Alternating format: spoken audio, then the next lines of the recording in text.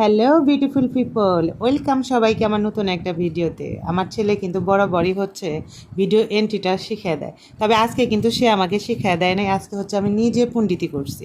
আচ্ছা যাই হোক, সকালে বেশ ভারী ভুরি হচ্ছে নাস্তা পানি খাইছি।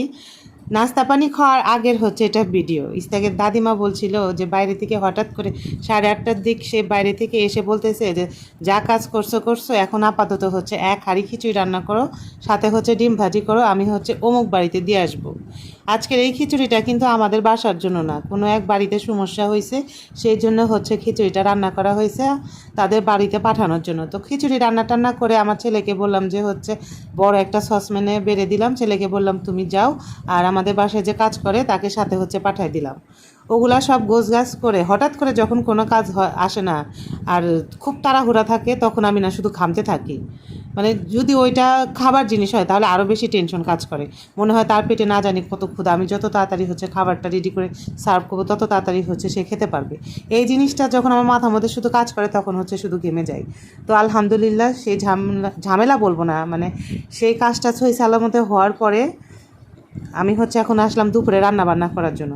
তো অলরেডি আগেই দেখে নিছেন যে আমি কী ভিজাই নিছি। এখন হচ্ছে একটা মুরগি রান্না করব তাকে দাদুর জন্য। তাকে দাদু আবার সবসময় সব খাবার খায় না, তার হচ্ছে মুড সুইং করে। এক এক সময় দেখবেন যে এক একটা খাবারটা সে খুব মজা করে খাচ্ছে, আবার এক এক সময় দেখবো যে এই খাবারটা হচ্ছে সে খাচ্ছে না। তো ইস্তাকে দাদিমা বললো যে এত ঝামেলার দরকার নাই, তুমি বরঞ্চ হচ্ছে এই একটা মুরগিও রান্না করে রাখো। যদিও সে মুরগিটাও কিন্তু ভালো খায় না, তবে ওটা যদি না খায় তাহলে একটা অপশন আছে।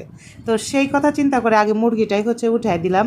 আর এই পরিমাণ তেল চর্বি, তাই আবার টিস্যুটা দিয়ে ক্লিন করে নিচ্ছি, যে ভিডিওতে একটু ভালো দেখাতে হবে, তাই না? ভিডিওতে যদি দেখি যে নোংরা আবর্জনা, তখন আপনারা আবার দেখতে চাবেন না। এটা আমার কথা না, ইস্তাকে দাদিমার কথা। এই জন্য হচ্ছে আমি ক্লিন করে নিলাম। আমি যখন ভিডিও করি তখন কিন্তু ইস্তাকে দাদিমা মাঝে মাঝে পাশে দাঁড়ায় দাঁড়ায় বলবে এটা এইভাবে করো, ওইটা ওইভাবে করো। সে সাপোর্ট না করলে বা সে না চাইলে এই কাজটা আমি কখনোই করতে পারতাম না। সত্যি কথা, আমার ফ্রেন্ড, নাম বললাম না, ও হচ্ছে খুবই কম হচ্ছে ফোন দেয়। তো ফোন দিলে তো এক একজন আমরা যারা হচ্ছে বিবাহিত মানুষ আছি, তারা কিন্তু দেখা যায় যে কথাবার্তা যখন আমরা বলি কারোর সঙ্গে, তখন কিন্তু আমাদের সাংসারিক ঘটনা কথাবার্তায় কিন্তু বেশি শেয়ার করি। তো আমার ফ্রেন্ড হচ্ছে ও জানে যে আমি ভিডিও করি, বা ও মাঝে মাঝে হচ্ছে দেখে বলবে যে তুই ভিডিও করস, কেউ কিছু বলে না। আমি বললাম কে বলবে, আমার শাশুড়ি কিন্তু আমার এই ভিডিওটারই হচ্ছে মেইন।